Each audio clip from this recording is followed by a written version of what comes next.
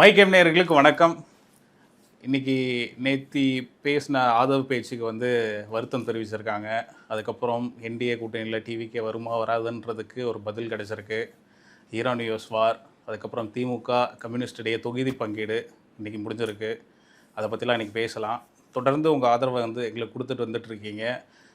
நிறைய பேர் வீடியோ பார்க்குறீங்க, சப்ஸ்கிரிப்ஷன் பண்ணாமல் பார்க்குறீங்க. வீடியோ பார்க்குறதுல 60% பேர் சப்ஸ்கிரிப்ஷன் பண்ணாமல் பார்க்குறீங்க.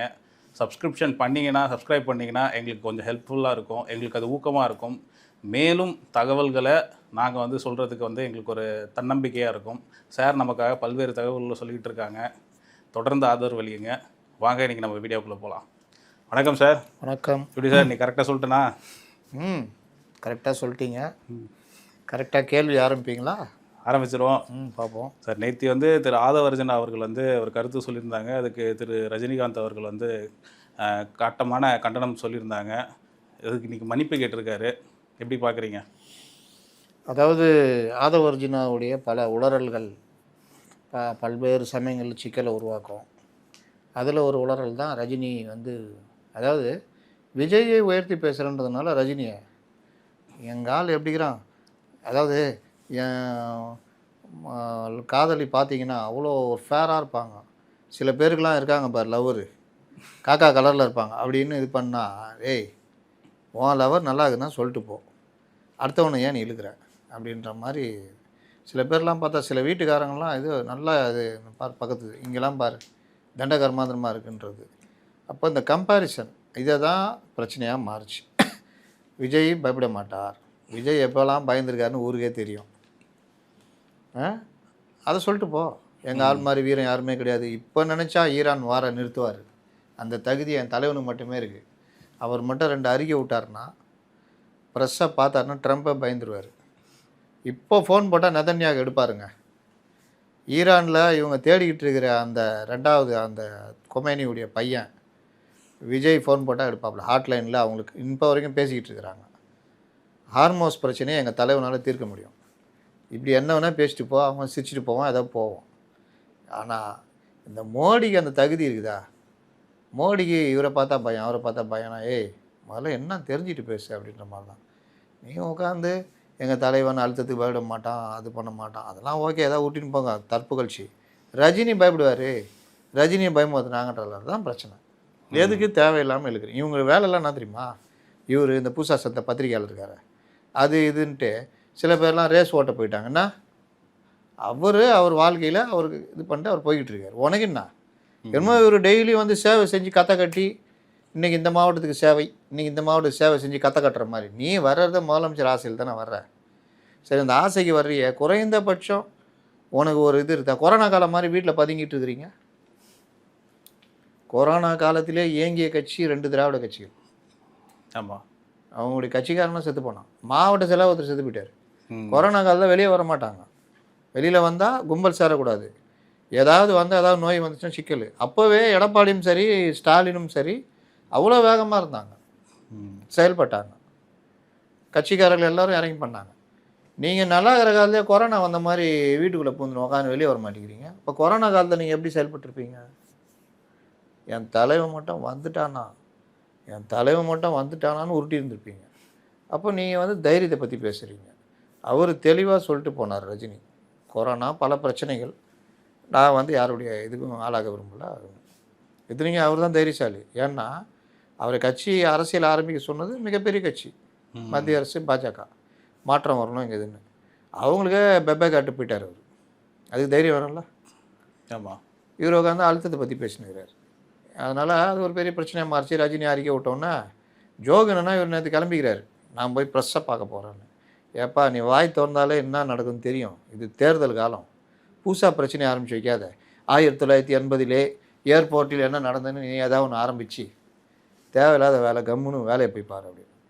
அதுக்கப்புறம் தான் இவர் போய் குளத்தூர் கூட்டத்தில் போயிட்டு அந்த மன்னிப்பும் பாருங்கள், ஒரு மாதிரி காமெடியாக இருக்கும். அப்படி ஏதோ ஒன்று போட்டு வருத்தம் தெரிவிக்கிறேன் அது இதுன்னு ஏதோ ஒன்று. அதனால் முடிச்சிட்டேன். அதுக்கடுத்தது மெயின் மேட்ரே அங்கே தான் சார் வருது. தாவேக்கா என்டிஏக்குள்ளே போகுமா போகாதான்ற பேச்சு போயிட்டு இருந்தது. தனித்து போட்டி 234 தொகுதியிலும் அப்படின்ட்டு இருக்காங்க. போயிடுச்சா? வெளில போயிட்டாங்களா? சரி, பேச்சுவார்த்தையே இல்லைன்னு ஒருத்தர் உருட்டினாரு 2 நாளைக்கு முன்னாடி. வதந்திகளை நம்பாதீர்கள், ஆமாம். இந்த பத்திரிகையாளர்களே இதுதான் வேலை. அப்போ கூட நான் கேட்டேன், என்னையா பிரவீன் சக்கரவர்த்தி BMW கார் வாங்குறதுக்கு ஐடியா கொடுக்க வந்தாரா? ஆனால் இவர் என்ன சொல்கிறாரு, பாதிக்கு பாதி சீட்டு, 2.5 வருஷம் முதலமைச்சர் பதவி. அதுக்கு தான் வரேன் நான். இப்போ சிடிஆர் என்ன சொன்னார்? பேச்சுவார்த்தை என்பதே நடக்கவில்லை, யூகங்கள் அடிப்படையில் இவங்க பேசுகிறீங்க. அடிப்படையில் வதந்திகளை பரப்பாங்க. இவர் என்ன சொல்கிறாரு? பாதி பேரம் பாதி பேசுனாங்க. தரேன்னாங்க, இது பண்ணாங்க. எது உண்மை? இன்னொன்று சொல்கிறேன், நாங்கள் கொள்கை எதிரியாக பார்க்கிறோம். எந்த காலத்திலும் கூட்டணின்னா அருண்ராஜ் உள்ளிட்ட எல்லாம் உருட்டினாங்க. அப்புறம் யார்கிட்டப்பா நீ பேச்சுவார்த்தை நடத்தினா? திமுக நடத்தின கொள்கை எதிரி தானே நடத்தின. இதைத்தானே நாங்கள் சொல்கிறோம். கரூர் சம்பவத்தில் 30 நாள் மௌன புரட்சி பண்ணப்போ நீங்கள்லாம் தலைமறைவாக இருந்தப்போ விஜய் யார்கிட்ட பேசினார்? பாஜக தானே பேசினார், கொள்கை எதிரி தானே பேசினார். ஆமாம்.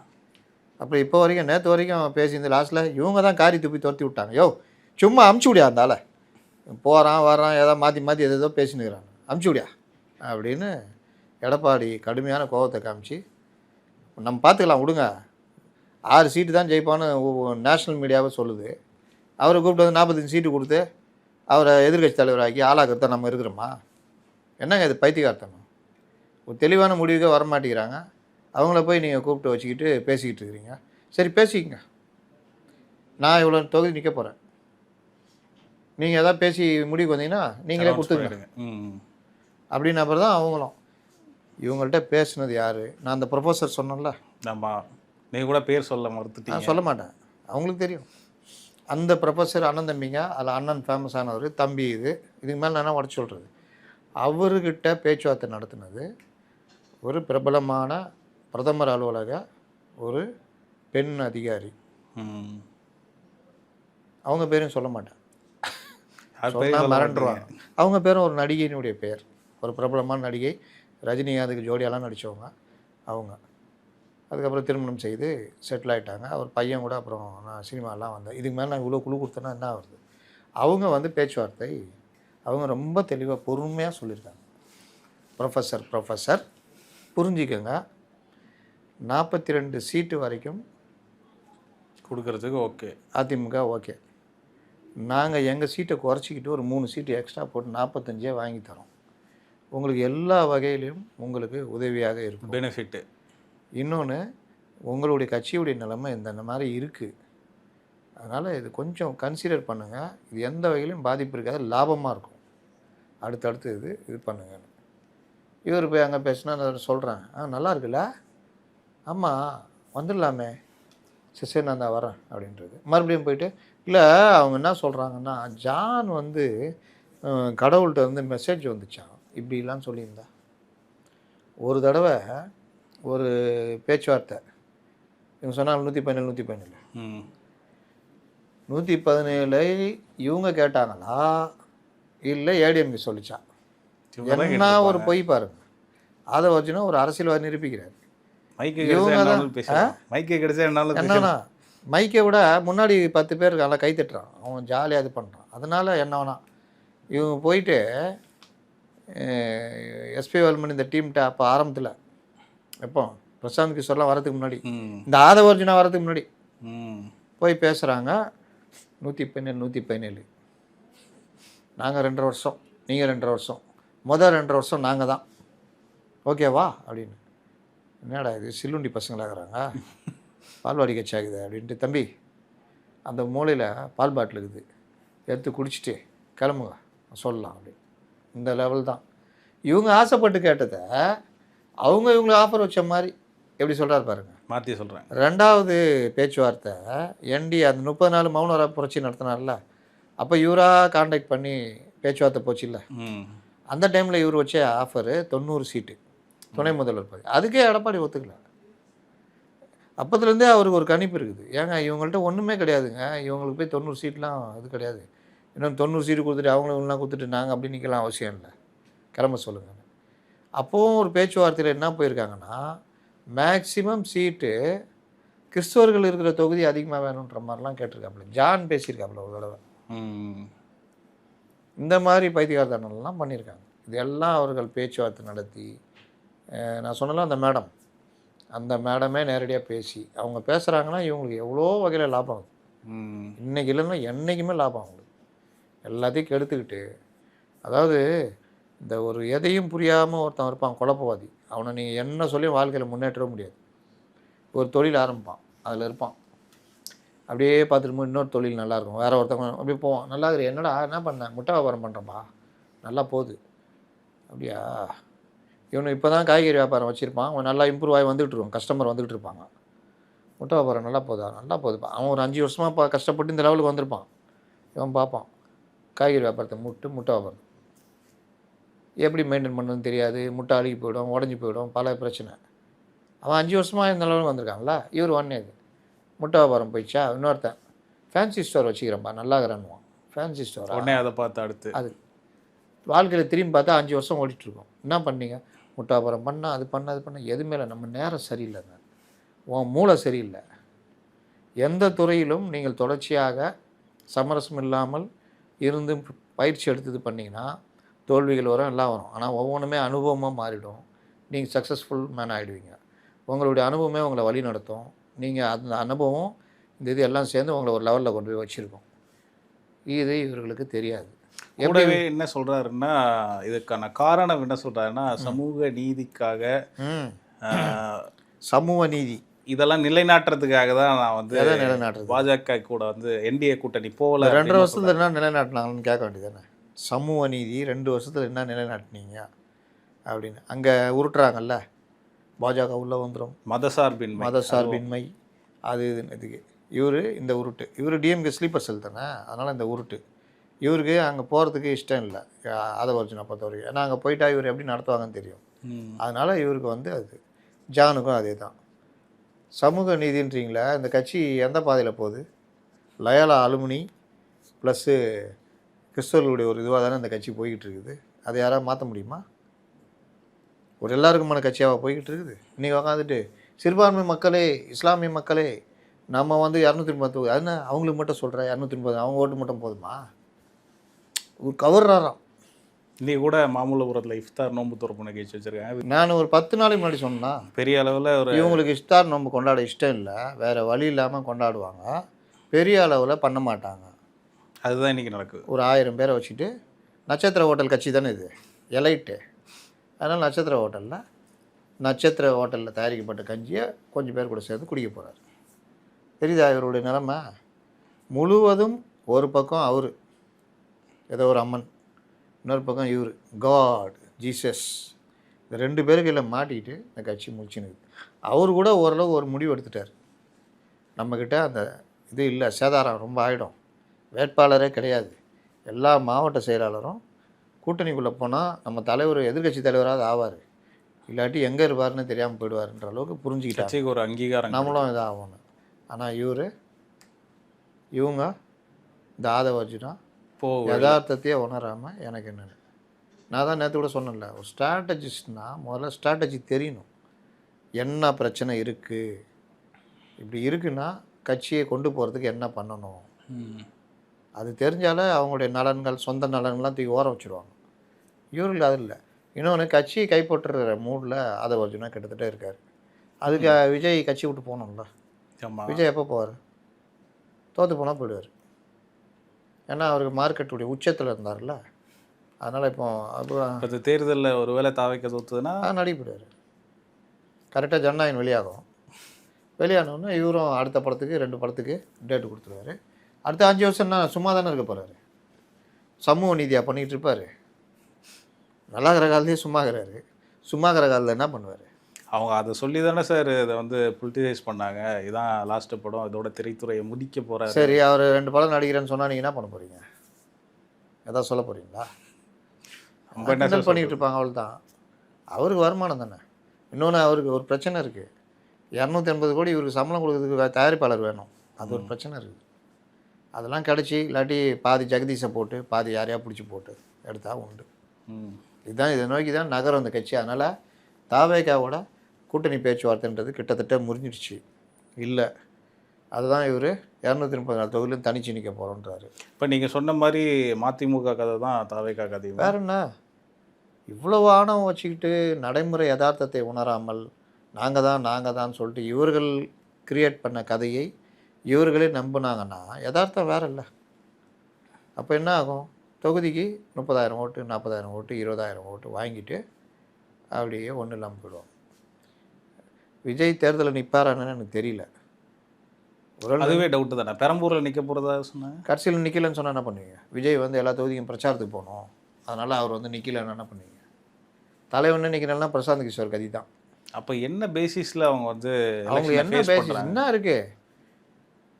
ஒரு பேச்சுவார்த்தை இன்றைக்கி முக்கியமான பேச்சுவார்த்தை எண்டில் வருதுன்னு சொல்கிற டைமில் நாளைக்கு கொஞ்சம் சர்வே வேலைலாம் இருக்குது, முடிச்சுட்டு நாளைக்கு வரேன்னு பேசினாங்க.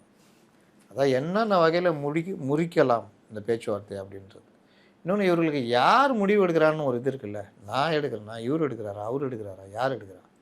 எதுவும் இல்லை. அதனால தான் சண்டை. முடிவு எடுக்கக்கூடிய இப்போ வீட்டில் ஒரு பையன் இருப்பான், அம்மாவுக்கும் பொண்டாட்டிக்கும் சண்டை நடக்கும். இவனுக்கு எதுவுமே நடக்காத மாதிரி டிஃபன் சாப்பிட்டுன்னு இருப்பான், ட்ரெஸ்ஸை மாட்டுவான், பையன் எடுத்துன்னு கிளம்பிடுவான். ஈவினிங் வருவான், என்னங்க இவ்வளோ சண்டை, டே உன் பொண்டாட்டி பண்ண வேலையை பார்த்தியா? எதையுமே கேட்டுக்க மாட்டான், இது பண்ணுவான், போவான், வருவான். இதனால என்ன ஆகும்? பிரச்சனை ஜாஸ்தியாகிட்டே போகும், முடிவே இல்லாமல். முன்கை எடுத்து நிறுத்து, என்ன இதுன்னு சொல்லிட்டு ஒரு துணிச்சலாக முடிவு எடுத்து பண்ணான்னா அந்த குடும்பம் கொஞ்சம் பிரச்சனை எல்லாம் போகும். இல்லாட்டி டெய்லி இந்த சண்டை அது இதுன்னு போய் வாழ்க்கை நிம்மதி கெட்டு போய் எல்லாம் பெரிய பிரச்சனையாகும். இந்த மாதிரி வாழ்க்கையில் பல பேர், ஒரு ஸ்கூலில் ஹெட்மாஸ்டர் இருப்பார், எனக்கு என்னன்னு இருப்பார். அப்போ டீச்சருக்கு பயம் இருக்காது. டீச்சருக்கு பயம் இல்லைன்னா அது எங்கே எதிரொலிக்கும்? மாணவர்களுடைய படிப்பில் எதிரொலிக்கும். அப்புறம் இந்த ஸ்கூல் வழங்குமா? விளங்காது. இப்போ நம்ம முதல்வர் இருக்கார், அவர் பாருங்கள், அவர் நடிக்க சொன்னால் நடிப்பார். அவருக்கு ரொம்ப ஆசை போல்.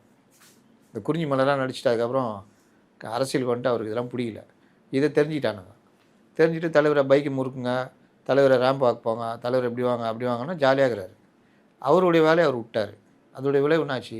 அதிகாரிகளுக்குள்ள கோஷ்டி அது இதுன்னு இது பண்ணி இன்றைக்கி சட்டம் ஒழுங்கு சீர்கழிஞ்சு பல பிரச்சனைகள் இருக்குது. அரசியலை அணுக தெரியல. கூட்டணி கட்சிகள் விவகாரத்தில் இதுதான். இந்த மாதிரி விவகாரங்கள் தான் உங்களுக்கு பெருசாக எதிரொலிக்கும். தலை சரியில்லைன்னா அங்கே எல்லாமே ஆட்டம் கண்டுறோம். இங்கே தலை சரியில்லை, தாவைகளை ஆட்டம் காணுது, தான் பிரச்சனை. சரி சார், அடுத்து சமீபத்தில் வந்து என்டிஏ சார்பில் வந்து ஒரு கண்டன ஆர்ப்பாட்டம் நடத்துகிறாங்க, சட்ட ஒழுங்கு சரியில்லை, பெண்கள் பாதுகாப்புக்குன்ட்டு. அந்த கண்டன ஆர்ப்பாட்டம் நம்ம கூட சொல்லியிருந்தோம், இப்போ ரீசெண்ட் டேஸில் வந்து ஏடிஎம்கே சைடில் எதுவும் இல்லைன்ட்டு. இது வந்து ஒரு நல்ல முன்னெடுப்பாக பார்த்தோம். பட் அதில் வந்து சிவி சண்முகம் அவர்கள் வந்து பேசின ஒரு பேச்சு வந்து பேசு பொருளாக இருக்குது. பல்வேறு தலைவர்கள்லாம் கண்டனம் தெரிவிச்சிருக்காங்க. இது இந்த எலெக்ஷன் டைமில் என்ன பாதிப்பு ஏற்படுத்தும்? நீங்கள் அந்த ஆர்ப்பாட்டம் எதுக்குன்னு பார்த்தீங்கன்னா, தொடர்ச்சியாக சட்டம் ஒழுங்கு பிரச்சனை, பெண்கள் கொலை செய்யப்படுகிறார்கள், மாணவிகள் பாலியல் பலாத்காரம் செய்யப்பட்டு கொல்லப்படுகிறார், 2 வயசு குழந்தைக்கும் பாதுகாப்பு இல்லை, 60 வயது பெண்ணுக்கும் பாதுகாப்பு இல்லை. அந்த அளவுக்கு சட்டம் ஒழுங்கு மோசமாக இருக்குது. போதை கலாச்சாரம் இது எல்லாமே சேர்ந்து கொலைகள் இந்த மாதிரி நடக்குது. லாக்அப் டெத்து, அப்புறம் அந்த மாணவர் பட்டியலினத்தை சேர்ந்தவர் லாக்அப் மரணம், இந்த மாதிரி பல விஷயங்களுக்கு எதிராக இந்த ஆர்ப்பாட்டம் நடந்தது. ப்ளஸ் இந்த கவர்மெண்ட்டுடைய இயலாமை இதெல்லாம். எடப்பாடி பழனிசாமியோட பொறுத்த வரைக்கும் அவர் கிளியராக போட்டு அடிச்சிட்டார், என்னென்ன தப்பு இருக்குன்னு, நான் ஆட்சிக்கு வந்தால் என்ன செய்வேன் என்ன ஏதுன்னு. அப்போ இந்த மாதிரி விவாதங்கள் போகும்பொழுது அவர்களால் எதுவும் பேச முடியாது. அந்த மாதிரி தான் விவாதம் போகணும். அப்போ இவங்களுடைய கனவு சொல்லுங்கன்னா, என்னுடைய கனவு நீங்கள் முதல்வராக இருக்கக்கூடாது, என்னுடைய கனவு நல்ல தமிழகம் அமையணும், என்னுடைய கனவு போதை இல்லாத தமிழகம் இருக்கணும், என்னுடைய கனவு பெண்களுக்கு பாதுகாப்பு இருக்கணும், என்னுடைய கனவு பெண்கள் வந்து வீட்லேயும் சரி வெளியும் சரி நிம்மதியாக போயிட்டு வர மாதிரி இருக்கணும். இப்படிலாம் வந்து பேசினா ஓகே. என்னுடைய கனவுன்னு சொல்லிட்டு இதை சொன்னால் என்ன அர்த்தம்? சமீபத்தில் கூட அப்போ அது வந்து ஒரு பேசு பொருளாக மாறிச்சா? ஆமாம். திண்டுக்கல் சீனிவாசன் எடுத்தால் புடவை கொடுக்குறீங்களா, பாவாடை கொடுக்குறேன்னு அவரு ஒன்று ஆரம்பிக்கிறார். இந்த மாதிரி காமெடி பண்ணியிருந்தா நீங்கள் நல்லா பாருங்கள், இந்த பெரிய நோக்கத்துக்கான போராட்டம், இந்த விஷயம் சாதாரணமாக ஒன்றும் இல்லாமல் போச்சு. எந்த நல்ல நோக்கத்துக்காக போராடினீங்களோ அது எல்லாத்தையும் இவர்கள் பயந்துருந்தாங்களோ, இவர்கள் சொன்ன வார்த்தை அவங்களுக்கு ஜாலியாகிடுச்சு. ஆக்சுவலாக அது கண்டிக்கப்பட வேண்டிய விஷயம், அதில் மாற்றுக்கிறது ரொம்ப கண்டிக்கப்பட வேண்டிய. அப்போ இது மாதிரி வார்த்தைகள் வந்து தலைவர்களாக இருக்கிறவங்க பார்த்து உபயோகிக்கணும். இது எதிராளிக்கு பயன்படும், எதிராளிக்கு நம்மளே ஆயுதத்தை எடுத்து கொடுக்குறோம். ஆமாம், அந்த மாதிரி ஆயிடுச்சு. உடனே ஊரில் இருக்கிறவங்களாம் பொங்கி வந்துட்டாங்க. 2 வயசு குழந்தை பாலியல் பலாத்காரம் செஞ்சப்போ பொங்காதவர்கள், 60 வயது மூதாட்டியுடைய கணவரை கொன்று அவர் பாலியல் பலாத்காரம் செஞ்சப்போ பொங்காதவங்க, 17 வயது மாணவி இயற்கை உபாதையை கழிக்க போகும்பொழுது கொல்லப்பட்டது, பாலியல் பலாத்காரம் செய்யப்பட்டது கண்டிக்காதவர்கள், இவர் 20-22 வயது பையன் லாக்அப் டெத்து ஆகும் பொழுது அதை பற்றி கண்டிக்காதவர்கள். இந்த விஷயம் ஒன்று தமிழகமே பாதிக்கிற மாதிரி வந்து இன்னைக்கு பொங்க ஆரம்பிச்சிட்டாங்க. இதுதான் நீ நாட்டிலேயே பிரச்சனை அப்படின்னு. நைட்டு முட்டா டிபேட் கூட நேற்று நடத்தினாங்களா டிபேட் இது சம்மந்தமாக? இல்லை எனக்கு தெரியல. இன்றைக்கி நடத்தினா கூட நடத்துவாங்க. சிவி சண்முகம், திண்டுக்கல் சீனிவாசன் போன்றவருடைய பேச்சு எதை குறிக்கிறது அப்படின்னு 4 லகடபாணியில் வச்சு நடத்தினாலும் நடத்தலாம். இதற்கு இடம் கொடுக்கக்கூடாதுன்றது தான் திரும்ப திரும்ப நம்ம சொல்கிறது. நான் மறுபடியும் சொல்கிறது, இந்த இந்திய கூட்டணியை பொறுத்தவரை எடப்பாடி பழனிசாமி அவர்கள் தான் வந்து ஒரு ஃபேஸ் வேல்யூவாக இருக்காங்க. அவர் தான் பேசுகிறாரு, முன்னெடுப்பு எடுக்கிறாருன்னு தெரியுது. அந்த நேரத்தில் இவங்கெல்லாம் இப்படி பண்ணுறது வந்து பாதிப்பை ஏற்படுத்தும். ஆமாம், கண்டிப்பாக. ஏங்க யாராக இருந்தாலுங்க இந்த மாதிரி வார்த்தைலாம் பேசக்கூடாதுங்க. ஃபஸ்ட்டு வாய் தவறி வந்தாலும் சரி, எதுவும் சரி, நீங்கள் வந்து சர்ச்சைக்குரிய பேச்சு என்னையுமே பேசலாம். அதுவும் குறிப்பாக பெண்களை பற்றி பேசக்கூடாது. அவங்க நடிகையாக இருந்தாலும் அவங்களும் பெண் தானே. உங்களுடைய கனவு சொல்லுங்கன்னா உங்கள் பர்சனல் கனவு சொல்லுங்கிறீங்க. நீங்கள் நாடு நல்லா இருக்கணும், மற்ற இதை சொல்லுங்கன்றான். சரி, உதாரணத்துக்கு இதையா சொல்லுவாங்க? நான் இப்போ சொன்னேன், அவ்வளோ உதாரணம் இருக்குல்ல. ஒரு நல்ல முதல்வர் வேண்டும், அதான் எங்களுக்கு கனவு. ஒரு நிம்மதியான வாழ்க்கை மக்களுக்கு வரணும், அதான் எங்களுடைய கனவு. நல்ல அம்மா உணவு வேணும், அதான் எங்கள் கனவு. ஊழல் இல்லாத ஆட்சி வேணும், அதான் எங்கள் கனவு. கனிம வள கொள்ளை இல்லாத தமிழகம் வேணும், அதான் எங்கள் கனவு. இந்த மாதிரி அடுக்கலாங்க கனவை. சரி சார். இப்போ ஈரான் யூஎஸ் வார் வந்து எந்த நிலைமையில் இருக்குது? இப்போ யூஎஸ் வந்து இந்த ஹார்மோஸை சுற்றி இருக்க ஏவுகணை தளங்கள்லாம் வந்து அழிச்சிருக்காங்க அப்படின்னு கேள்விப்பட்டிருக்கோம். போர் இன்னும் வலுவடைதா? ஹார்மோஸ் மிக முக்கியமான ஒரு கேந்திரம். அந்த இடத்த பிடிக்கிறதுக்கு நம்ம ஏற்கனவே பேசுகிற அமெரிக்கா எவ்வளவோ ட்ரை பண்ணிட்டு ஆபிரகாம் லிங்கன் எல்லாம் அங்கே உள்ளே நுழைய முடியாது. அப்போ என்ன தான் பண்ணுறன்றப்போ நைஸாக தோல்வியை மறைச்சிக்கிட்டு உலக நாடுகளெல்லாம் ரொம்ப யோக்கியர் மாதிரி இவர் வாங்க வாங்க ஹார்மோஸை காப்போம் அப்படின்னு உருட்டினார். எல்லாருக்கும் பாதிப்பு. சைனாவுக்கு மிகப்பெரிய பாதிப்பு ஹார்மோஸ்னால். உங்களுக்கு எல்பிஜியிலேருந்து முக்கியமான வணிகப் பொருட்கள்லேருந்து பல விஷயங்கள் அவங்களுக்கு பாதிப்பு. ஆனாலும் யாரும் வரமாட்டேன்ட்டாங்க. போகிற முடிவு கொண்டு வருவோம். நீ என்ன எங்களையும் சேர்த்து ஈரானுக்கு எதிரியாக கொண்டு போய் நிறுத்துறியா? உன் திமிருக்கு நாங்கள் ஆளான்றது. ஆரம்பத்தில் இந்த விவகாரம் பேசும்பொழுது நம்ம இதுலேயே வந்து கமெண்ட்ஸ் என்ன போட்டாங்கன்னா, இவருக்கு ஒரு சாஃப்ட் கார்னர் இருக்குது ஈரான் கூட அதுன்னு. நம்ம அதெல்லாம் பார்க்கல. நம்ம வந்து இந்த போர் தேவையற்றது. ஈரானை பணி வைக்கிறதுக்கு பல வகைகள் இருக்குது. அது உலக அளவில் பேச்சுவார்த்தை. இன்னும் அவனும் துள்ளிக்கிட்டலாம் தெரியல. அப்போ அவனை பணிய வைக்கிறதுக்கான பேச்சுவார்த்தைகள் மற்ற விஷயங்கள் போகணும், பொருளாதார தடை அந்த மாதிரின்னு. ஆனால் அவனை போய் அடிக்கிறதுக்கு அச்சுறுத்தல் இருக்குது அப்படின்னு இது பண்ணி அந்த இஸ்ரேலுக்கு இதுதான் பொழப்ப. அவனுக்கு எதை பற்றியும் கவலை இல்லை. இன்றைக்கி அவன் தேவையில்லாமல் கை வச்சு இன்றைக்கி உட்காந்து மண்டை பிச்சுக்கிட்டு இருக்கிறான். தெரியாமல் கை வச்சிட்டோமோன்னு போய் இப்போ ரோட்டில் ஒருத்தர் இருப்பான், சாதாரணமாக ஒரு குடிசை பகுதியில் இருப்பான். அந்த சைடில் கார் விட்றவன் என் காரை ஸ்க்ராட்ச் பண்ணிட்டேன்னு இது பண்ணுவான். ஐயா நான் பண்ணல ஐயா அப்படின்னு. இவன் போய் அவனை முறைச்சி தேவையில்லாமல் அடித்து அங்கே துரத்தலான்னு சொல்லி இது பண்ணி லாஸ்ட்டில் பார்த்தா அது ஒரு பெரிய பிரச்சனையாக மாறி போலீஸ்லாம் வந்து நீ ஏன் அடித்த, சிசிடிவியில் பதிவாயிருக்குது, காரை எதுக்கு இங்கே நிப்பாட்டுற, உன் வீடுன்னா வீட்டுக்குள்ளே பார்க்கிங் இல்லைன்னா எதுக்கு நீ காரை வாங்குற அப்படின்னா, ஐயோ தெரியாமல் கை வச்சிட்டோமோ, நம்ம ஆதிக்க திமிரில் காமிச்சோம், குடிசையில் தானே இருக்கிறான் அப்படின்னு முறைச்சோன்னு. லாஸ்ட்டில் பார்த்தா நம்ம அவனை போய் அடிச்சிருக்கோம், அவங்க ஒய்ஃபை கை பிடிச்சி இழுத்து தள்ளி விட்ருக்கோம். அப்போ உமன் ஹராஸ்மெண்ட்டு கொளுத்திடுவோன்னு பேசியிருக்கோம். இது எல்லாமே சேர்ந்து நமக்கு எதிராக மாறிச்சு. என்ன பண்ணுறது அந்த மாதிரி. அப்போ ஐயா பக்கத்து வீட்டுக்காரங்கள இவங்களை பற்றி கேளுங்கன்னா அவங்க பார்ப்பாங்க, நமக்கு எதுக்கே வம்பு, என்ன கதையாக இருக்குது, நீ உன் திமிர் எடுத்து போய் அங்கே பண்ணனா அதுக்கு நாங்களாக பொறுப்பு. சேம் இப்போ ஹார்மோஸ் அதான் நடக்குது. திமிர் எடுத்து போய் ஈரான் அடித்து ஒரு நாட்டுடைய தலைவர் அவன் கிட்டத்தட்ட 79லேருந்து இருக்கிறான். 79க்கு அப்புறம் அடுத்த கொமேனி, அந்த கொமேனிக்கு அப்புறம் வந்தவர் இவர். அவரை தெய்வம் மாதிரி பார்க்குறாங்க. அவரை கொன்னா நீ என்ன தான் போர் பண்ணு என்னன்னா பண்ணு, அந்த மக்களும் மற்றவர்களும் எப்படி பார்ப்பாங்க? இன்னொன்று அவங்களுக்கு இழக்கிறதுக்கு ஒன்றும் இல்லைன்னு மாதிரி ஆகிட்டான். இழப்பதற்கு எதுவும் இல்லை உயிரை தவிர அப்படின்னு.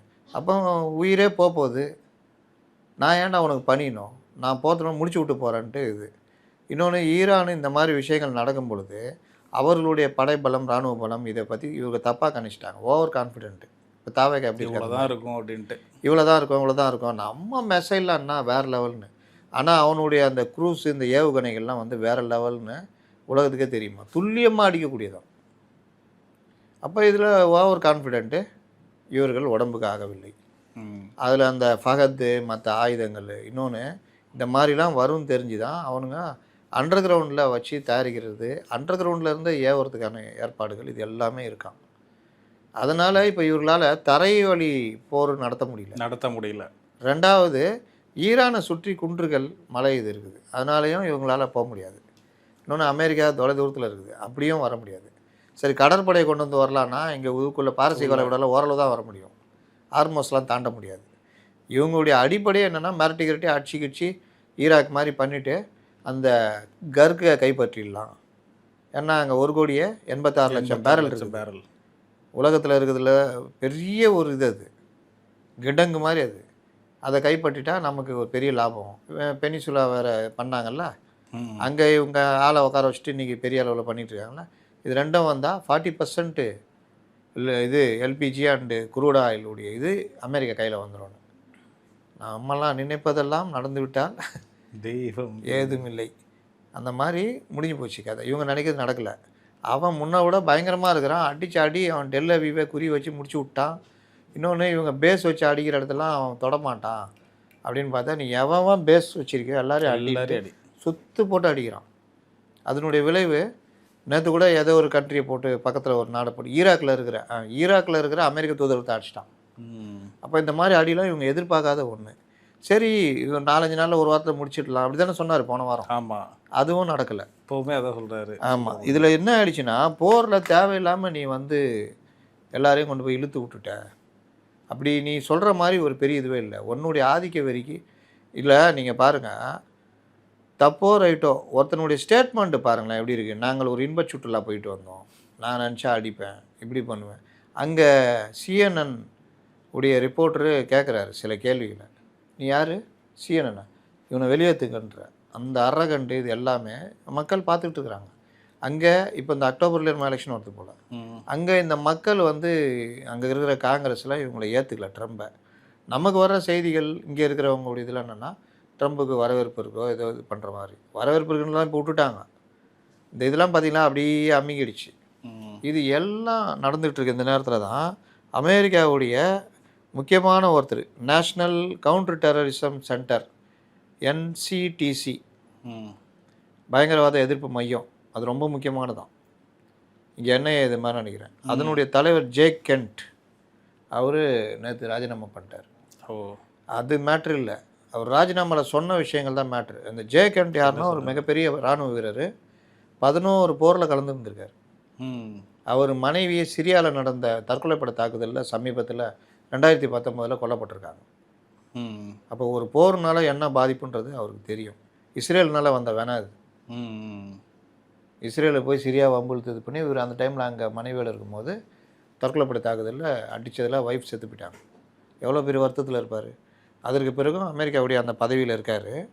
அவர் வந்து என்ன சொல்கிறாருன்னா, காரணமாக சொல்கிறது ஈரான் மீதான அமெரிக்கா எடுத்துள்ள போர் நடவடிக்கை என்னால் மனசாட்சிப்படி ஆதரிக்க முடியாது அப்படின்னு சொல்லியிருக்காரு. ஈரானால் அமெரிக்காவுக்கு அச்சுறுத்தல்ன்றதெல்லாம் உருட்டு, அப்படி ஒன்று இல்லவே இல்லைன்றார் என்பது சொல்கிறார். இன்னொன்று, இஸ்ரேலு மற்றும் அமெரிக்காவில் உள்ள சக்தி வாய்ந்த லாபிகளின் ஜுடாஸ்ன்னு சொல்லுவாங்க தெரியுமா, அவங்க எல்லா இடத்துலையும் உலகம் முழுசும் பெரிய லாபி. அவங்க செனட்டில் இருப்பாங்க, அங்கே இருப்பாங்க. அவங்களுடைய ஆதிக்கம் தான் இதில் காரணம். அதனால தான் அமெரிக்கா இந்த போருக்கு தள்ளப்பட்டுள்ளது என்று சொன்ன. அதே மாதிரி ஈரானை பற்றி தவறான தகவல்கள் பொய் பிரச்சாரங்கள் மூலம் இவரை கோபம் ஏற்றி விட்ருக்காங்க. இந்த கிறுக்கனை யார் ட்ரம்பை ஏற்றி விட்டதுனால அவரும் வந்து ஃபோர்ஸாக இறங்கியிருக்காரு. இது வந்து ஏற்றுக்கொள்ள முடியாது அப்படின்னு சொல்லிக்கிறாரு. இன்னொன்று, என் ஒய்ஃபையே நான் போரில் அந்த இதில் இழந்திருக்கேன், அதோடைய வலி எனக்கு தெரியும். 11 போரில் நான் கலந்துருக்கேன். இஸ்ரேலில் உருவாக்கப்பட்ட போரில் மனைவி இழந்த ஒருவனாக அமெரிக்கர்களுக்கு எந்த பயனும் இல்லாத போரில் இன்றைய இளம் அடுத்த தலைமுறையை சாகடிக்க என்னால் அனுமதிக்க முடியாது, அதனால் ராஜினாமா பண்ணுறாங்க. அவர் வீக்கரு அதுன்னு சொல்லி ராஜினாமா ஏற்றுட்ருக்காரு. ஒரு பெரிய பாதுகாப்பு அதிகாரி இந்த மாதிரி சூழலில் விலகிறான் அப்படின்னா, இந்த மகாபாரத போருக்கு முன்னாடி விபீஷணன் நினைக்கிறேன், நீங்கள் பண்ணுறது தப்பு. அவன் கேட்டதுன்னா கேட்டான் 13 கிராமம் இல்லாட்டி ஒரு 13 சென்ட் இடமாவது ஒரு இது மாதிரி இடமாவது கேட்டான். 13 கிரவுண்டு கொடுன்றாவது கேட்குறான். யார்? பெரிய மன்னர்கள், நாட்டை ஆண்டவர்கள், 5 பேர் சகோதரர்கள், மிக மிக வலிமை மிக்கவர்கள். அவர்களுடைய தூதுவராக கிருஷ்ணர் வருகிறார். உங்கள்கிட்ட வந்து பேசுகிறாரு. நீங்கள் சொன்னபடி 13 ஆண்டு வனவாசம் முடிச்சுட்டு வந்துட்டாங்க. அதில் 1 ஆண்டு தலைமுறை வாழ்க, கண்டுபிடிச்சா மீண்டும் 13 ஆண்டு. எப்படியோ தப்பிச்சு கிப்பிச்சு ரொம்ப அந்த மகாபாரதம் படிச்சிங்கன்னா தெரியும், மாட்டிக்கிற மாதிரி இதிலெல்லாம் தப்பி பார்ப்பல. அதில் இவர் அர்ஜுனன் வந்து திருநங்கை வேஷத்தில் இருப்பார். ஆமாம். அது ஒரு இது அவருக்கு இது சாபம். அந்த சாபத்தில் அந்த இதை பயன்படுத்திக்குவார். அப்போ இந்த மாதிரிலாம் இருந்து எல்லாம் முடிச்சுட்டு நீ சொன்னபடி தான் வந்திருக்காரு. அப்போ வந்தவரை வந்து நீங்கள் அவங்களுக்கு உரிய நாடை கொடுக்கணும். நீங்கள் நாடு கொடுக்க முடியாது. சரி, ஒரு 13 நகரம் கொடுக்க முடியாது. ஒரு 13 கிராமத்தையாவது கொடுங்க. தரவே முடியாது. சரி, ஒரு 13 கிரவுண்டு இடம், கிரவுண்டுன்றது ஒரு 13 மனைகள், அதையாவது கொடுங்க, அவங்க குடியிருந்துக்குவாங்க. 13 அடி கூட கொடுக்க முடியாதுன்னு ஆணவமாக பேசுவாங்க. அப்போ சில பேர் எந்திரிச்சு சொல்லுவாங்க, நீங்களாம் உட்காரு, நீங்கள் என்ன அவங்க ஆளா அப்படின்வாங்க. இதில் விபீஷணன் நினைக்கிறேன், அவர் நீங்கள் பண்ணுறது தப்புன்னு சொல்லிட்டு அதுலேருந்து வெளியே வந்துடுவாங்க. அந்த மாதிரி இந்த கெனட் ஏப்பா, நீ என்ன தான் நீ பெரிய ஆளாக இருந்தாலும் கௌரவர்கள் வந்து லட்சக்கணக்கான சேனைகள் அவங்கள்ட்ட இருந்துச்சு. போரில் மிகப்பெரிய S-400 மாதிரி பீஷ்மர் இருந்தார். இவர்கள் எல்லோருக்கும் குருவான துரோணாச்சாரியர் இருந்தார். வெல்லவே முடியாத வீரன் கர்ணன் இருந்தாப்புல. அவர் அம்பு எய்துனா முடிஞ்சிச்சு கதை. அப்படிப்பட்ட இப்போ F-55 விமானம் வச்சுருக்காருல்ல அமெரிக்கா, அதில் அணு ஆயுத இதை எடுத்துகிட்டு போகலாம். நம்பர் 1 இன்றைக்கி உலகத்தில் அதுதான், அந்த விமானம் தான். அப்படிப்பட்ட கர்ணன் இருந்தார். இன்னும் பலர் இருந்தாங்க. லட்சக்கணக்கான சேனைகள் இருந்தது. பாண்டவர்கள்ட்ட எதுவுமே இல்லை. அவர் இதெல்லாம் போக போர் தான் அப்படின்னு முடிவானோன்னு கிருஷ்ணர் கேட்பார், என்னுடைய லட்சக்கணக்கான சேனைகள் ஒரு புறம், நான் ஒரு புறம், உங்களுக்கு யார் தேவை பிரிச்சுக்கிங்க. முந்திக்கிட்டு எங்களுக்கு இந்த சேனைகள் தான் வேணும்னு கௌரவர்கள் துரியோதனை முடிவெடுப்பாப்புல. தர்மரே எங்களுக்கு எங்கள் மாமா இருந்தால் போதும் அப்படின்னு கிருஷ்ணர் இது பண்ணுவார். அவங்களுக்கு ஒன்று புரியாது, மூளை தான் ஜெயிக்கணும்.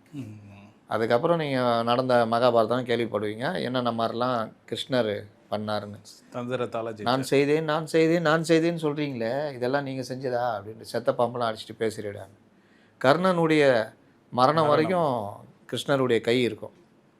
அப்போது இந்த மாதிரி நீங்கள் தர்மன்றது தனி, நீ மூளை தான் வேலை செய்யும். நீ எவ்வளோ பெரிய படைப்பாளர் இருந்தாலும். இப்போ இந்த அனுபவம் வியட்நாம் போரில் அமெரிக்காவுக்கு இருந்திருக்கிறது.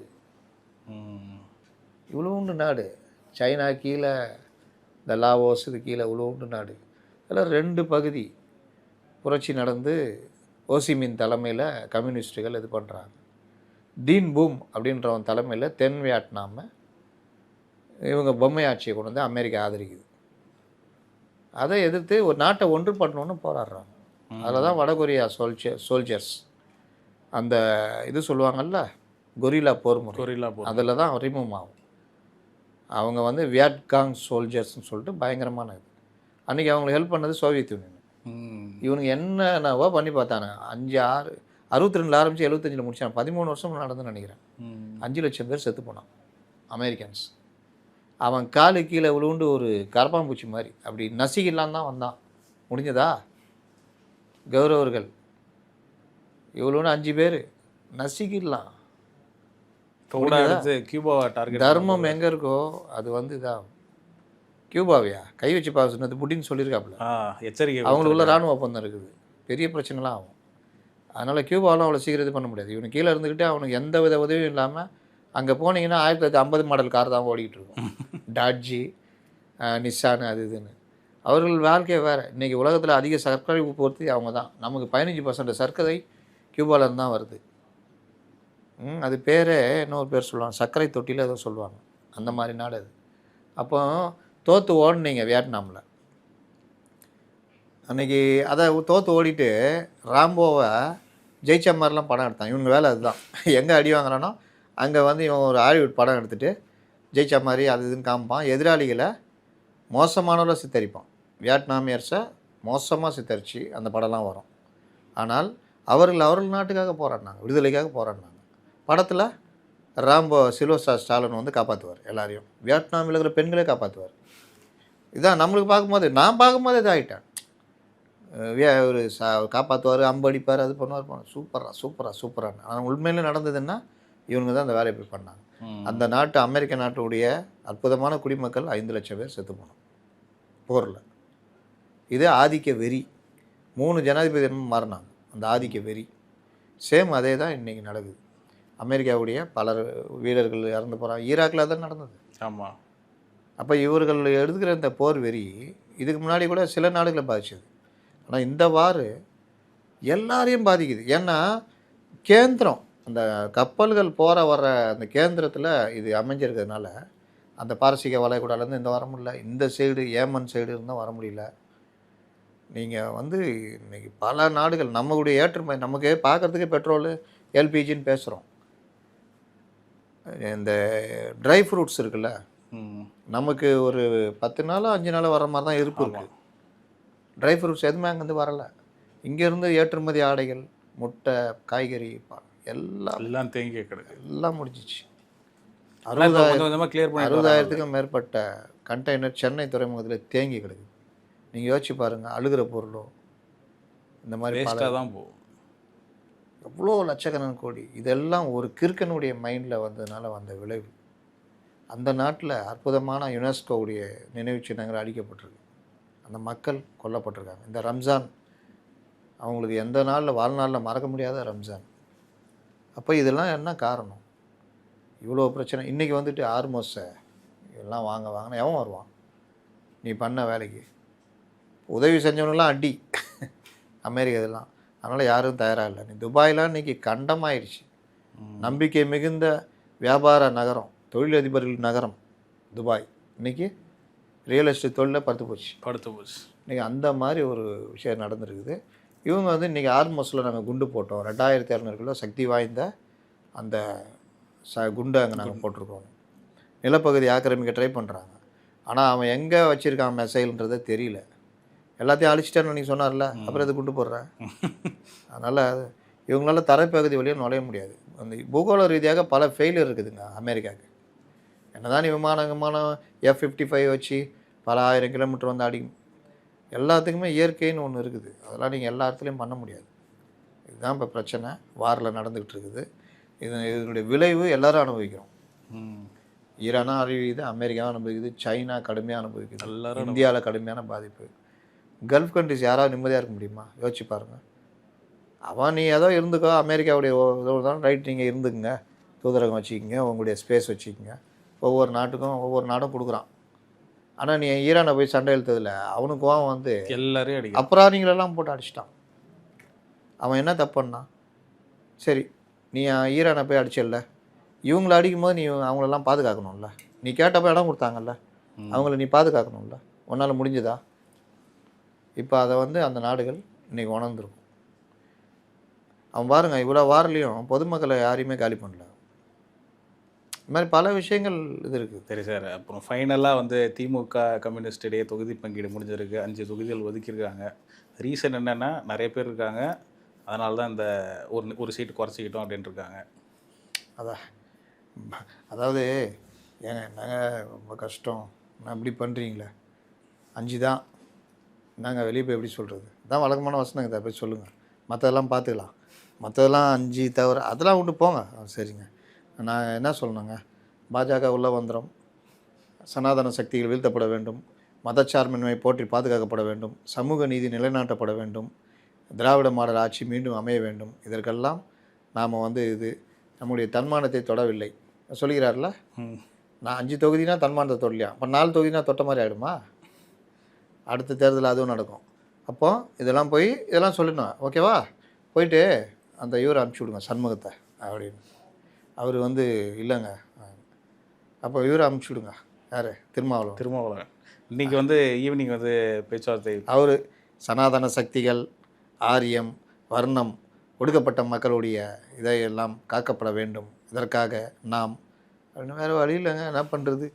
அந்த ஒரு படத்தில் சொல்லுவானே, நான் வந்து விட மாட்டேன், என்னை மட்டும் காப்பாற்றுறான்னு அழுவாந்துருமா ஒரு படத்தில், அந்த மாதிரி.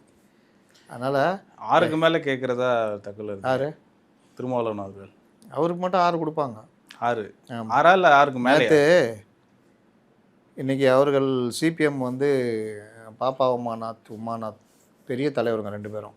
அவர்களுடைய மகள் வாசுகி இருக்காங்கள்ல, அவங்களுடைய சகோதரி.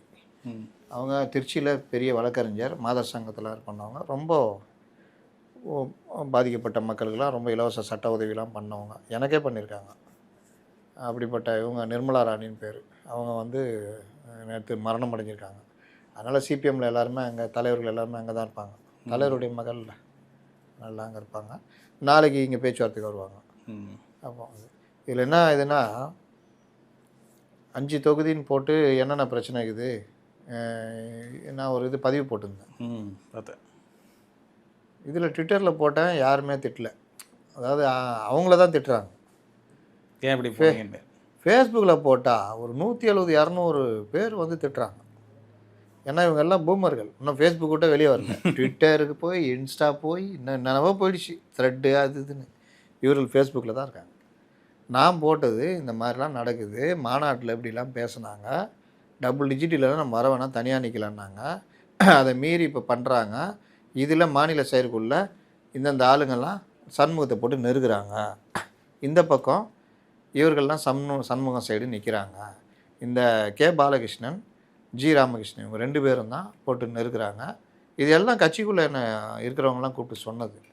அவர்கள் மாவட்ட செயலாளராக இருக்கலாம், பழைய என்னுடைய தோழர்களாக இருக்கலாம், பலராகவும் இருக்கலாம், இன்றைக்கி மாநில செயற்குள்ளே இருக்கிற சிலராக கூட இருக்கலாம். அப்போ இந்த மாதிரிலாம் நடக்குது. இதில் சிதம்பரம் தொகுதி கொடுத்துட்டா 5 தொகுதிக்கு ஓகே சொல்லிடுங்க அப்படின்ற அளவுக்கு பாலகிருஷ்ணன் இருக்கிறாரு. இப்போ சிதம்பரம் தொகுதி வந்து பாலகிருஷ்ணன் அவர்களுக்கு தான். ஆமாம். 2வது வாசுகி அவர்கள் திருச்சி எதிர்பார்க்குறாங்க. இதில் சண்முகத்தையே நீ அரூரில் நில்லுங்க, நம்ம பேசி வாங்குவோம்னு சொல்கிற அளவுக்கு ஆசை காட்டுறாங்க. அவர் நான் மாநில செயலாளர் நான் நிற்க மாட்டேன்றார். இப்படிலாம் நான் பதிவு பண்ணியிருக்கேன். இதற்கு பதில் அளிக்கணும்னா நீங்கள் சொல்கிறது தவறு. நான் எந்தமே அவதூறே பண்ணல. கட்சியை அடக்க வைக்கிறாங்கன்ற மாதிரி தான் நான் இது பண்ணேன். மாநாட்டுக்கு எதிராக அது தொடர்ந்து அந்த மாதிரி பண்ணுறீங்க. உனக்கு கட்சியை பற்றி தெரியுமா? கட்சி பற்றி தெரியுமாவா? நீ பிறக்கிறதுக்கு நீ ஸ்கூல் போயிருந்தப்போ நான் கட்சியில் இருந்தேன். 92லேருந்து 2004 வரைக்கும் நான் பார்ட்டியில் இருந்தேன். கட்சியில் சரி, ஆர்எஸ்எஸ்லையும் சரி, பிஜேபியிலும் இது சிபிஎம்லையும் சரி, காரியகர்த்தான்னுவாங்க ஆர்எஸ்எஸில். CPM சிபிஐயில் full டைமர்னுவாங்க. அவ்வளோ சாதாரணமாக எடுத்துட மாட்டாங்க. ஃபஸ்ட்டு நாலேஜ் பார்ப்பாங்க. நீங்கள் மேடையில் பேசுகிறது, கட்சி உடைய அந்த ஸ்தாபனங்கள் பற்றி படிக்கிறது, கட்சியுடைய அடிப்படை தெரியுது, கட்சியுடைய கொள்கை இதெல்லாம் படிக்கிறது, பொருள் முதல்வாதம், கருத்து முதல்வாதம், இந்த மாதிரி பல விஷயங்கள். இது எல்லாத்தையும் உலக விஷயங்கள் நீங்கள் எந்த அளவுக்கு ப்ரெசென்ட் பண்ணுறீங்க, ப்ளஸ்ஸு உங்களுடைய நேர்மையான வாழ்க்கை, இது தாண்டி உங்களுடைய உழைப்பு கட்சிக்கு, இதெல்லாம் பார்த்துட்டு இவர் ஓகே, இவரை நம்ம கட்சிக்கு முழு நேர ஊழியராக எடுக்கலாம். அதுக்கப்புறம் நம்ம எந்த தொழிலும் பண்ண முடியாது. கட்சி கொடுக்குற அலவன்ஸ் தான் குடும்பம் நடத்தணும். அந்த இதுக்கு என்ன எடுத்தாங்க. இவங்க சொல்கிறாங்க, கட்சி பற்றி தெரியுமா ஆய்வுன்னு. டைபியுடைய மாவட்ட பொறுப்புலலாம் இருந்தேன் நான். அப்போ என்னை வந்துட்டு இந்த மாதிரி பேசுகிறாங்க. இன்னொன்று, டீசெண்டான கட்சி தானே மார்க்சிஸ்ட் கம்யூனிஸ்ட் கட்சி. ஆமாம். அதில் எப்படி நீங்கள் பதில் சொல்லணும்? விஜய் ரசிகர்கள் கேட்டாங்க. அவங்க கூட என்கிட்ட இந்த அளவுக்குலாம் பேச மாட்டாங்க. நீங்கள் சொல்கிறதெல்லாம் நடக்காது, உனக்கு இது, உனக்கு ஆசை, இப்படி பேசுவாங்க. இந்த ஜான் மாதிரி ஆட்களுடைய அடியாட்கள் இருக்காங்கல்ல, அடி வருடிகள், துட்டை வாங்கிட்டு இது பண்ண, அந்த மாதிரி இதுங்க தான் கண்டபடி பேசுவாங்க. அது பார்த்தா 50 ஃபாலோவர் 90 ஃபாலோவர் இப்படி இருக்கும். சரி, கூலிப்படை திட்டத்துக்குலாம் நம்ம என்ன பண்ண முடியும்? கண்டுக்க மாட்டேன். அதே மாதிரி டிஎம்கே ஐடிவிங்க இது. ஆனால் இவர்கள் கட்சி தோழர்கள்ன்ட்டு அவ்வளோ அவதூறு பேசுகிறாங்க. ஆச்சரியமாக இருக்குது எனக்கு. அட பாவீங்களா, மார்க்சியத்தை ஒரு பக்கம் படிச்சுக்கிட்டே இந்த மாதிரி பேசுகிறீங்களே, உங்கள்கிட்ட அப்போ சப்ஜெக்டே இல்லை, சப்ஜெக்ட் நாலேஜ் இல்லை, கொஞ்சம் கூட வாடா சிந்திக்க மாட்டீங்க. 6 சீட்டுன்றது இப்போ 5 சீட்டு கொடுக்குறாங்கன்ற ஆதங்கத்தை தான் நான் பதிவு பண்ணுறோம். இல்லை ஜோக் என்னென்னா, அவங்க கட்சி தோழரில் 2 பேர் பதிவு பண்ணியிருக்காங்க. அது இவங்களாம் ரீச் ஆகலை போல். என்னோட மோசமாக பக்காவாக பதிவு பண்ணியிருக்காங்க. அது இவர்களுக்கு ரீச் ஆகலை. நம்மளது ரீச் ஆகுது. என்னென்னா வெளியில் போயிடுதில்ல, கட்சியுடைய உள்விவகாரம்லாம் வெளியே போகுதில்ல, அந்த கோவம் ஆளை விட்டு திட்ட விடுறாங்க. இப்போ இவங்களும் அதை அடியால் வச்சுக்கிறாங்கன்னு எனக்கு தெரில. ஏன்னா கிட்டத்தட்ட அவங்களோட சேர்ந்துருக்காங்கல்ல, யார் கூட சேர்றாங்கன்னு அந்த புத்தி தானே வரும். ஒரே குறிக்கோள்னா பிஜேபி உள்ளே வந்துடும், பிஜேபி உள்ளே வந்துடும். அதை வச்சு இங்கே கனிம வள கொள்ளை பண்ணிட்டு போகிறான், மணல் கொள்ளை பண்ணிட்டு போகிறான், என்னென்னவோ கொள்ளை அடிச்சுட்டு போகிறானுங்க. அல்ல பிஜேபி உள்ளே வந்துடும். பிஜேபி அங்கே வந்து போதை இதனால தமிழ்நாடு தள்ளாடுது இங்கே பாரலாம், பிஜேபி உள்ளே வந்துடும், பிஜேபி உள்ளே வந்துடும். நாளைக்கு சண்முகம் வந்து பேச்சுவார்த்தை நடத்தி என்ன சொல்லுவார்? பிஜேபி என்டிஏ அந்த கட்சிகள் வீழ்த்தப்பட வேண்டும், நம்முடைய மதசார்பற்ற அணிகள் முன்னிலை பெற வேண்டும், மீண்டும் இந்த ஆட்சி தொடர வேண்டும், மீண்டும் இவருடைய பணி தொடர வேண்டும், சிறக்க வேண்டும், மேலும் சில மலைகள் காணாமல் போக வேண்டும், மேலும் சில இடங்களில் பள்ளம் தோண்டி மணல் கொள்ளை நடக்க வேண்டும், இன்னும் பல விஷயங்கள் நடக்க வேண்டும், நன்றாக இருந்த ஆவின் நாசமாக போனாங்க, அதே மாதிரி மறுபடியும் ஆவின் இதாக வேண்டும். இதற்காக நாங்கள் எங்களுடைய இதை குறைத்து கொண்டு ஒரு சீட்டை குறைத்து கொண்டு நாங்கள் எங்களுடைய தன்மானத்தை அவர்கள் இதுவரை தொடவில்லை. பாஜக உள்ளே வந்துடும்ன்ற ஒரே காரணத்துக்காக நாங்கள் அவ்வளோதான். அவங்களுக்கும் 5 தான். அப்போ 5 தான். ரொம்ப கெஞ்சி கூதாடினாங்கன்னா 1 பேர் வேணால் சேர்த்து கொடுப்பாங்க. ஆனால் வாய்ப்பு ரொம்ப கம்மின்னு நினைக்கிறேன். இதுதான் மேட்ரு. அப்போ இந்த மாதிரி இருக்கிற கட்சி இவர்கள் எப்படி விளங்குவாங்க? என்ன சாதிச்சிங்கன்னு கேட்குறேன். 6 சீட்டு வாங்கினீங்க, இன்றைக்கி 5 சீட்டு. 6 சீட்டு வாங்கிட்டு அவர்களுடைய அனைத்து தவறுகளுக்கும் நீங்கள் கொடை பிடிச்சிங்க. அனைத்து தவறுகளுக்கும் சிலுவை சுமந்தீங்க. உங்களுக்கான ஒரு சின்ன விஷயத்தை கூட அவங்க பண்ணல. இதில் மறைமுகமாக ஒரு நிதியை கொடுத்து விட்டு அதையும் வெளியில் போட்டு கொடுத்துட்டாங்க. பல ஆண்டுகளாக காப்பாற்றி வந்த நல்ல பேர் அந்த 10 கோடியில் போச்சு. அதற்கு பிறகு தொழிலாளிகளை, விவசாயிகளை, எந்த ஒரு விஷயத்துலையும் யாரையும் நீங்கள் கையில் அவங்க பக்கம் நிற்கவே இல்லை. பேருக்கு ஒரு அடையாளப்பூர்வ போராட்டம், பேருக்கு ஒரு அறிக்கை. இந்த மழை காலத்தில், இந்த அறுவடை காலத்தில் டெல்டாவில் இருபோக விளைச்சல், 2 மடங்கு விளைச்சல். அதற்கேற்ற நெல் கொள்முதல் நிலையங்கள் திறக்கலை. அப்போ நெல் பயிரெலாம் வெளியில் கொட்டி வீணாக போயிடுச்சு. இது கொள்முதல் நிலையம் தட்டாமல் ஏற்கனவே நெல் கொட்டி கிடக்குது, நம்ம அறுவடை பண்ண முடியாது, பண்ணால் அதுவும் வீணாக போயிடும்ட்டு வயல்லே இருக்கட்டோன்னா மழை நீர் தேங்கி 2 லட்சம் ஏக்கர் வரைக்கும் வீணாக போச்சு. அதுக்கு ஒரு 10 மாதத்துக்கு முன்னாடி தான் 1.5 லட்சம் ஏக்கர்கிட்ட வீணாக போய் அதற்கான இழப்பீடும் கொடுக்கல. இது எல்லாத்தையும் கேட்கணுமா வேணாவா? கேட்கணும். என்ன கேட்டீங்க? வாயை மூடிட்டு இருந்தீங்க. இந்த ஆட்சியில் தான் தாழ்த்தப்பட்ட மக்களுக்கு, பட்டியலின மக்களுக்கு எதிரான வன்கொடுமைகள் அதிகமாக நடந்த இது இந்த 5 ஆண்டுகள். ஏதாவது கேள்வி எழுப்புனீங்களா? சாதி ஆணவ படுகொலை, அதற்காக தனிச்சட்டம் இயற்றணும்னு முதல் குரல் கொடுத்தவர் ஏ சவுந்தரராஜன், பெரம்பூர் தொகுதி எம்எல்ஏ. எத்த காலம் பார்த்துக்குங்க. அதற்கு பிறகு எங்கே போச்சு உங்களுடைய இது? சாதிவாரி கணக்கெடுப்பு. அவங்க இஷ்டத்துக்கு என்னென்னமோ அதிசயமாக சொன்னாங்க. என்ன பண்ணீங்க? எஸ்ஐஆர் சாதாரணமாக தேர்தல் நடைமுறை. இது சிபிஎம் உடைய நிலைப்பாடு என்ன? என்னென்ன வளர்னார் இந்த கே பாலகிருஷ்ணன்? அந்த குடியுரிமை அதிகாரிட்ட அந்த பட்டியலை கொடுத்து இரவோடு இரவாக வீடு வந்து நள்ளிரவில் கைது செய்து கையில் விளங்கிட்டு கப்பலில் ஏற்றி வெளிநாட்டில் இறக்கி விட்ருவாங்க. ஒரு பொலிட் பீரோ மெம்பர். இந்த மாதிரி உலரில் ஆளாக எங்கேயா பார்த்துருப்பீங்களா? இவர்களை நம்பி இந்த லகுட பாண்டிகள் என்னெல்லாம் திட்டிகிட்டு இருக்கிறாங்க. அறிவு வேணாம். எஸ்ஐஆர்ன்றது சாதாரண நடைமுறை. திமுக என்ன சொன்னாலும் நம்பிடுவீங்களா? நாங்களாம் அந்த காலத்தில் கட்சியில் இருக்கும் போதெல்லாம் விட்டு வாங்குவாங்கன்னு வாங்குவோம். இதே மாதிரி தூக்கிட்டு வருவாங்க தலைவர்கள். பகுதி கூட்டலாம் வச்சு செஞ்சு அனுப்பிச்சிடுவோம். இன்றைக்கி எனக்கு ஒன்று சொல்கிறாங்க, உனக்கு தெரியுமா பகுதி குழு கூட்டத்தில் நாங்கள் மாநாட்டில் தானே பண்ணாங்க, உன்னோட மாநில மாநாட்டில் தானே சொன்னாங்க. சிங்கிள் டிஜிட் வந்தால் தனியாக நிற்போம், டபுள் டிஜிட் கேட்டு வாங்கினா வாங்கு, சிங்கிள் டிஜிட்டாக நமக்கு அவசியம் இல்லை. இப்படி ஒன்றும் இவங்களை போய் தாங்கி பிடிக்கணும் அவசியம் இல்லை. எதுக்கா 8-9 வருஷமாக கூடயே இருக்கிறீங்க? நம்ம தொகுதி உடன்பாடு தானே. மன்னிப்பு கேட்டாரா இல்லையா கே பாலகிருஷ்ணன்? அதற்கு பிறகு உங்க கூட தானே ஓட்டிக்கிட்டு இருக்கிறீங்க. இந்த மாநாடு, மாநில மாநாடு சிபிஎம் முடிஞ்ச பிறகு எத்தனை விஷயங்கள் நடந்திருக்கு. எதுக்காவது கேள்வி கேட்டிருக்கீங்களா? ஒரு தொழிற்சங்கம் வைக்க முடிஞ்சதா சாம்சங்கில் அவங்களால? வைக்காத தொழிற்சங்கத்துக்கு போய் நன்றி சொன்னீங்க முதல்வர்கிட்ட. இதை விட காமெடி எங்கேயாவது இருக்குமா? இந்த மாதிரி காமெடி வாலாக்களை வச்சுக்கிட்டு நம்மளை மாதிரி ஆளை வந்து சுட்டி காமிச்ச தவறை சுட்டி காமிச்சு வந்து பாயிறாங்க. இதுக்கு தாண்டா அவங்க கட்சியை விட்டு வெளியே வந்தேன். அயோக்கியத்தனம் பண்ணி அதை அவங்களுக்கு என்ன கொடுத்த வேலை இன்டர்னல் ஆடிட்டிங். இன்டர்னல் ஆடிட்டிங் என் வேலையை நான் பார்த்தேன். எவன் அயோக்கியனும் நான் பட்டியலிட்டு கொடுத்தேன். இவங்க எங்கே நிற்கணும்? யார் பக்கம் நிற்கணும்? உங்கள் பக்கம் தான் நிற்கணும். அவங்க பக்கம் நின்னாங்க. இதில் வேற இந்த உருட்டுவாங்கள்ல தோழருடைய அறிக்கை, மாநில குழுவில் கூட இந்த மாதிரி ஒரு அறிக்கை யாரும் வைக்க முடியாது. அவ்வளவு அற்புதமான அறிக்கை, மிகச்சிறப்பாக. தோழர் இதெல்லாம் உருட்ட வேணாம், இந்த மேட்டரில் என்ன சொல்லுங்கள். நம்மளை புகழ்ந்தா என்ன ஆகணுமோ கவுக்க போகிறாங்க. சைக்காலஜியை நம்மள்டே காமிக்கிறாங்கன்னா நம்ம இதில் அப்படியே இந்த அல்வா சாப்பிட்டு அப்படியே மயங்கி இருக்கும்போது, ஆனாலும் இந்த தோழர் என்ன கட்சி விதி என்ன சொல்லியிருக்கு? என்ன இன்னைக்கு கேட்குறானுங்க ஃபேஸ்புக்கில், கட்சி விதி தெரியுமான்னு. டேய், எத்தனை தடவை கட்சி விதி வச்சு சண்டை போட்டு மேலே இருக்கிறவங்கள ஓட விட்ருக்கேன்னு போய் பழைய தோழருங்களை கேட்டுப்பார். ஒருத்தர் போக்சோவில் 8 வயசு குழந்தைய பாலியல் இது பண்ணி மாட்டுறாரு. இவங்க அவரை காப்பாற்ற ட்ரை பண்ணுறாங்க. அன்றைக்கி கட்சி விதி வச்சு சண்டை போட்டது நான். எக்ஸ்பெல் பண்ணணும், கட்சி விதி இருக்குது.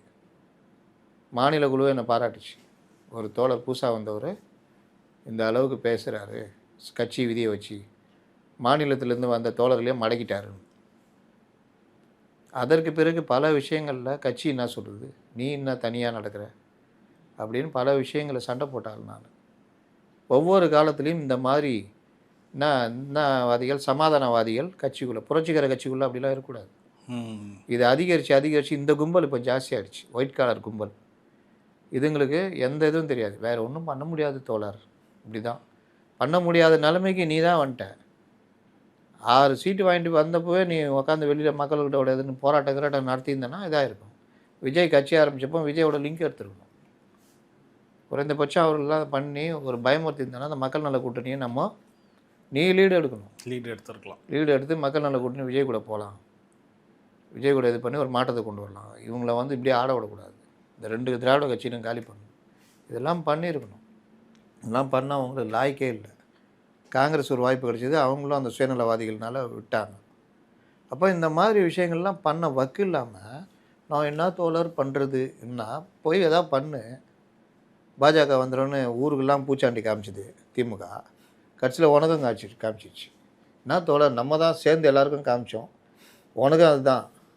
பாஜக வந்துடும், போய் வெளியில் போய் சொல்லு, அவ்வளோதான். அதனால் இவர்கள் இதோட இந்த அடிமை சாசனத்தை மீண்டும் அடுத்த 5 ஆண்டுக்கு எழுதிட்டாங்க. இதில் என்ன கொடுமைன்னா மிகப்பெரிய தோல்வியை விஜய் பரிசாக கொடுப்பார். அதோடு இவர்கள் காணா போய் அப்புறம் புத்தி வரும். அதனால் மாற்றங்கள் வரும். இதை நம்ம எப்போவே எச்சரிக்கிறோம். கேட்கட்டும், கேட்காட்டி போட்டோம். சரி சார், அப்படியே புதுச்சேரிக்கு வந்தோன்னா என்டிஏ கூட்டணிக்குள்ளே ஒரு விரிசல் அப்படின்ட்டு ஒரு தகவல் வருது. என்ஆர் காங்கிரஸ் வெளில வர போகிறாங்க அப்படின்ட்டு. என்ன கதை அங்கே ஓடிட்டுருக்கு? என்ஆர் காங்கிரஸும் இது பாஜகவும் 16-14ன்னு பிரிச்சுக்கிட்டாங்க. இது இவங்க இங்கேருந்து உருட்டிகிட்டு இருக்கிறது. அந்த சார்லஸ் கட்சி இருக்குல்ல, உள்ளே வர்றது அவர் ஒரு 2 சீட் என்னமோ கேட்குறாங்க. ஏற்கனவே பேசி முடித்தாங்க. இப்போ அதில் கூடுதல் குறைச்சல் தான் வரும். அது வரதே பிடிக்கல. அதனால தான் ரங்கசாமி அவர்கள் தொகுதி பங்கியில் கூட பேச்சுவார்த்தை நடத்தலாமல் போர்க்கடிச்சிட்டெல்லாம் நடந்துடும். இப்போ இவங்களது மட்டும் அப்படி சந்தோஷமாக இருக்குதா? ஒரு 6-7 தொகுதிக்கு 2 பேரும் அடிச்சிக்கிறாங்க. இன்னொன்று யார் தலைமையில் அங்கே ஆட்சின்ற மாதிரி பெரிய பிரச்சனை ஓடிட்டு இருக்குது. காங்கிரஸ் தான் அங்கே பெரிய கட்சி, திமுக ஒன்றுமே கிடையாது. போன எலெக்ஷனில் இவங்க 4 ஜெயிச்சிட்டாங்க, அவங்க 1 தான் ஜெயித்தாங்க. அதை வச்சுட்டு நீ ஒன்றுமே இல்லைன்ற மாதிரி ஊட்டிகிட்டு இருக்கிறாங்க. ஆனால் இன்னும் ஃபைனலைஸ் பண்ணவே இல்லை. அதுக்குள்ளே இன்றைக்கி ஒரு எம்எல்ஏ சிட்டிங் எம்எல்ஏ வேட்புமனு தாக்கல் பண்ணிட்டாரு. எந்த கட்சியில்? திமுக கட்சியில். எல்லாம் கூத்து நடக்கும், எல்லாம் நடந்தால் முடியும். மொத்தமே 30 தானே, கார்பரேஷன் எலெக்ஷன் மாதிரி. அதெல்லாம் அவங்களுக்குள்ளே செட்டட் ஆகிடும். மீண்டும் நேர்காணலில் சந்திப்போம். நன்றி சார்.